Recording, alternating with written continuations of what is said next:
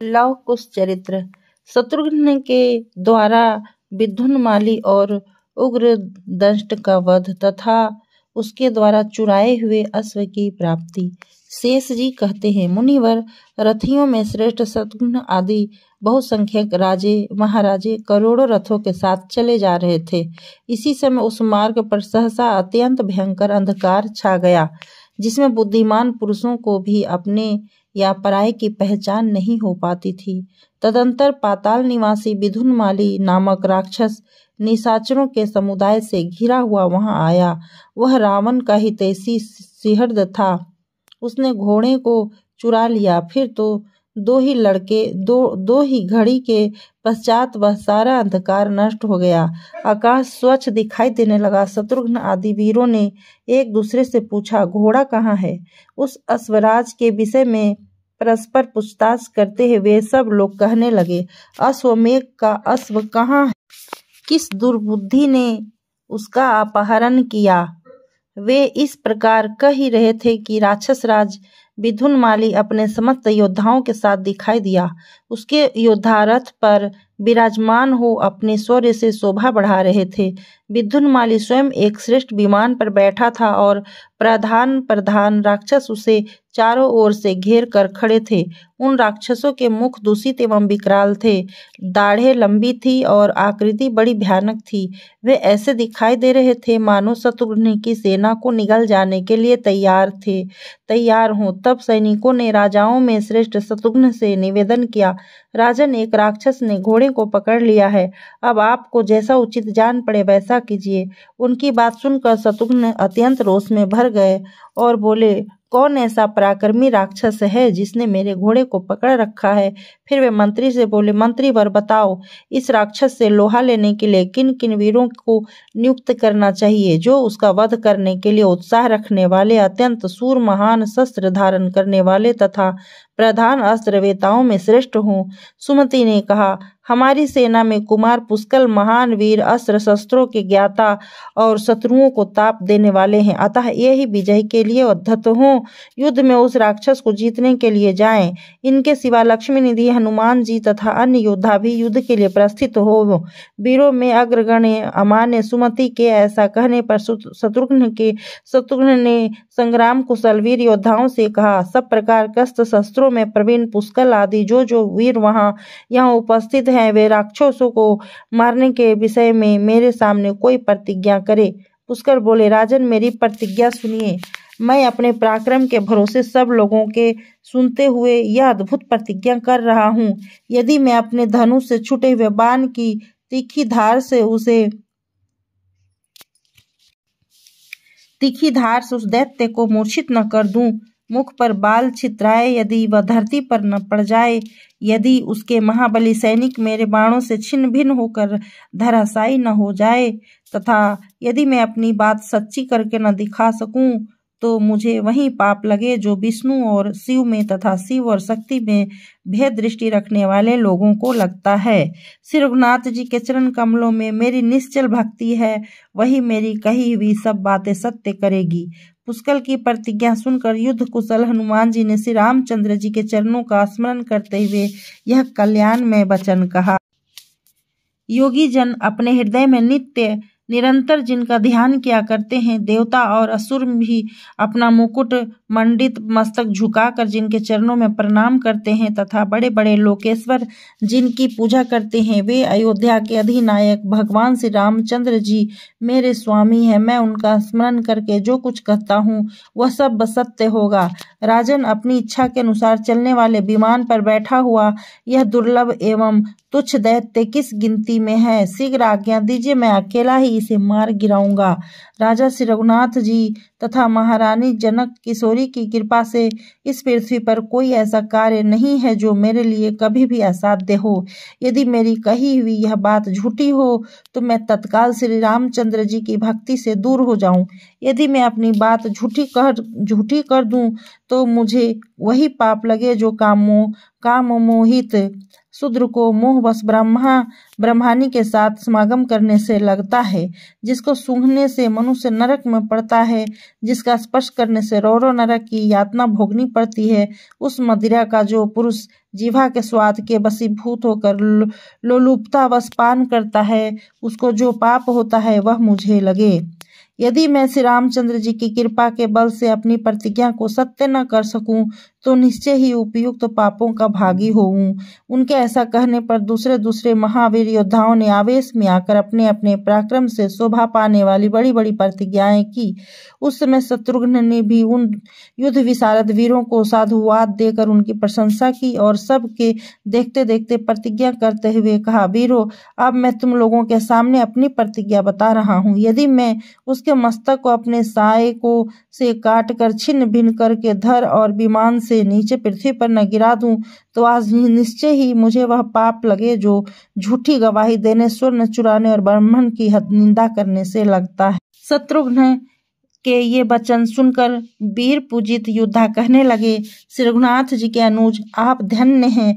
आपके सिवा दूसरा कौन ऐसी प्रतिज्ञा कर सकता है? यह दुष्ट राक्षस क्या चीज है जिसका तुच्छ बल किस गिनती में है? महामते आप एक ही क्षण में इसका नाश कर डालेंगे। ऐसा कहकर वे महावीर योद्धा अस्त्र शस्त्रों से सुसज्जित हो गए और अपनी प्रतिज्ञा पूरी करने के लिए युद्ध के मैदान में उस राक्षस की ओर प्रसन्नता पूर्वक चले। वह इच्छा अनुसार चलने वाले विमान पर बैठा था। पुष्कल आदि वीरों को उपस्थित देख वह राक्षस ने कहा, अरे राम कहाँ हैं? मेरे सखा रावण को मारकर वह कहाँ चला गया है?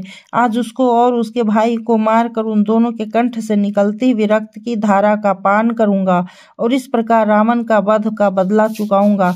पुष्कल ने कहा, दुर्बुद्धि निशाचर, क्यों इतनी सेखी बघार रहा है? अच्छे योद्धा संग्राम में डिंग नहीं हाँकते, अपने अस्त्र शस्त्रों की वर्षा करके पराक्रम दिखाते हैं। जिन्होंने श्रेष्ठ सेना और सवारियों सहित रावण का संहार किया है, उन भगवान श्री राम के अश्व को लेकर तू कहाँ जा सकता है? शेष जी कहते हैं, युद्ध में उन्मत्त होकर लड़ने वाले वीर पुष्कल को ऐसी बातें करते देख राक्षस राज विधुनमाली ने उनकी छाती को लक्ष्य करके बड़े वेग से शक्ति का प्रहार किया। उसे आते देख पुष्कल ने तेज धार वाले तीखे बाणों से उसके टुकड़े टुकड़े कर डाले तथा अपने धनुष पर बहुत से बाणों का संधान किया जो बड़े ही तीक्ष्ण और मन के समान वेग वाली थे। वे बाण राक्षस की छाती में लगकर तुरंत ही रक्त की धारा बहाने लगे।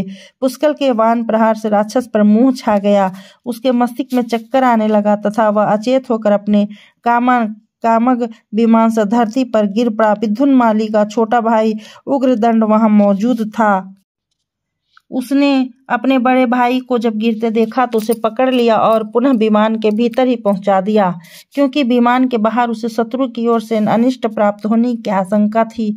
उसने बलवानों में श्रेष्ठ पुष्कल से बड़े रोष से कहा, दुर्मते, मेरे भाई को गिराकर अब तू कहाँ जाएगा? पुष्कल के नेत्र भी क्रोध से लाल हो उठे। उग्रदंष्ट उपयुक्त बातें कह ही रहा था कि उन्होंने 10 बाणों से उस दुष्ट की छाती में वेगपूर्वक प्रहार किया।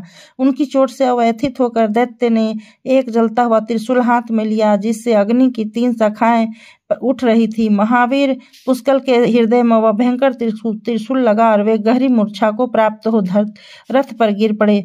पुष्कल को मूर्छित जानकर पवन नंदन हनुमान जी मन ही मन क्रोधित अस्थिर से उठे और उस राक्षस से बोले, दुर्बुद्धे, मैं युद्ध के लिए उपस्थित हूँ, मेरे रहते हुए तू कहाँ जा सकता है? तू घोड़े का चोर है और सामने आ गया है, अतः मैं लातों से मारकर तेरे प्राण ले लूंगा।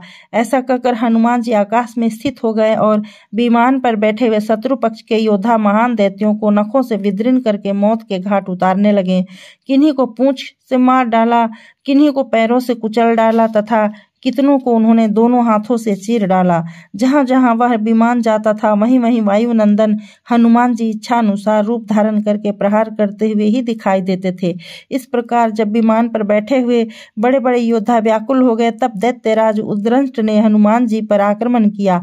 उस दुर्बुद्धि ने प्रज्वलित अग्नि के समान कांति धारण करने वाले अत्यंत तीखे त्रिशूल से उनके ऊपर प्रहार किया, परंतु महाबली हनुमान जी अपने पास आए हुए उस त्रिशूल को अपने मुंह में ले लिया। यद्यपि वह सारा का सारा लोहे का बना हुआ था, तथापि उसे दांतों से चबाकर उन्होंने चूर्ण कर डाला तथा उस दैत्य को कई तमाचे जड़ दिए। उनके थप्पड़ों की मार खाकर राक्षस को बड़ी पीड़ा हुई और उसने संपूर्ण लोकों में भय उत्पन्न करने वाली माया का प्रयोग किया। उस समय चारों ओर घोर अंधकार छा गया, जिसमें कोई भी दिखाई नहीं देता था। इतने बड़े जन समुदाय में वहां अपना या पराया कोई भी किसी को पहचान नहीं पाता था। जो चारों ओर नंगे कुरूप, उग्र एवं भयंकर दैत्य दिखाई देते थे।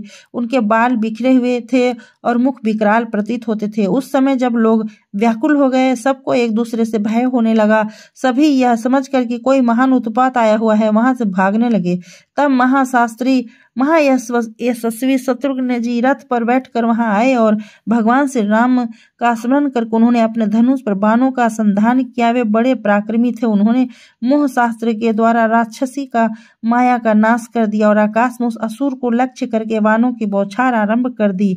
उस समय सारी दिशाएं प्रकाशमय हो गई। सूर्य के चारों ओर पड़ा हुआ घेरा निर्मित हो गया और स्वर्णमय पंख से शोभा पाने वाले लाखों बाण उस राक्षस के विमान पर पड़ने लगे। कुछ ही देर में वह विमान टूटकर पृथ्वी पर गिर पड़ा। वह इतना ऊंचा दिखाई देता था मानो अमरावती पुरी का एक भाग ही टूटकर भूतल के एक स्थान में पड़ा हो। तब उस दैत्य को बड़ा क्रोध हुआ और उसने अपने धनुष पर अनेकों बाणों का संधान किया तथा राम भ्राता शत्रुघ्न को उन बाणों का निशाना बनाकर बड़ी विकट गर्जना की। शत्रुघ्न बड़े शक्तिशाली थे। उन्होंने अपने धनुष पर वायुशास्त्र का प्रयोग किया, जो राक्षसों को कपा देने वाला था। उस अस्त्र की मार खाकर व्योमचारी भूत बेताल मस्तक के बाल छितराए आकाश से पृथ्वी पर गिरते दिखाई देने लगे। राम भ्राता शत्रुघ्न के उस अस्त्र को देखकर राक्षस कुमार ने अपने धनुष पर पाशुपत शास्त्र का प्रयोग किया। समस्त वीरों का विनाश करने वाले उस अस्त्र को चारों ओर फैलते देखकर उसका निवारण करने के लिए शत्रुघ्न ने नारायण नामक अस्त्र छोड़ा। नारायणास्त्र ने एक ही क्षण में शत्रु पक्ष के सभी अस्त्रों को शांत कर दिया। निशाचरों के छोड़े हुए सभी बाण विलीन हो गए। तब विद्युन्माली ने क्रोध में भरकर शत्रुघ्न को मारने के लिए एक तीक्ष्ण एवं भयंकर त्रिशूल हाथ में लिया। उसे शूल हाथ में लिए आते देख शत्रुघ्न ने अधर चंद्राकार बाण से उसका भुजा काट डाली। फिर कुंडलों सहित उसके मस्तक को भी धड़ से अलग कर दिया। भाई का मस्तक कट गया, यह देखकर प्रतापी उग्रदंष्ट ने शूरवीरों द्वारा सेवित शत्रुघ्न को मुक्के से मारना आरंभ किया, किंतु शत्रुघ्न ने क्षिप्र नामक सहायक से उसका भी मस्तक उड़ा दिया। तदंतर मरने से बचे हुए सभी राक्षस अनाथ हो गए। इसलिए उन्होंने शत्रुघ्न के चरणों में पड़कर वह यज्ञ का घोड़ा उन्हें अर्पण कर दिया। फिर तो विजय के उपलक्ष्य में वीणा झंकृत होने लगी। सब ओर शंख बज उठे तथा शूरवीरों का मनोहर विजय नाद सुनाई देने लगा।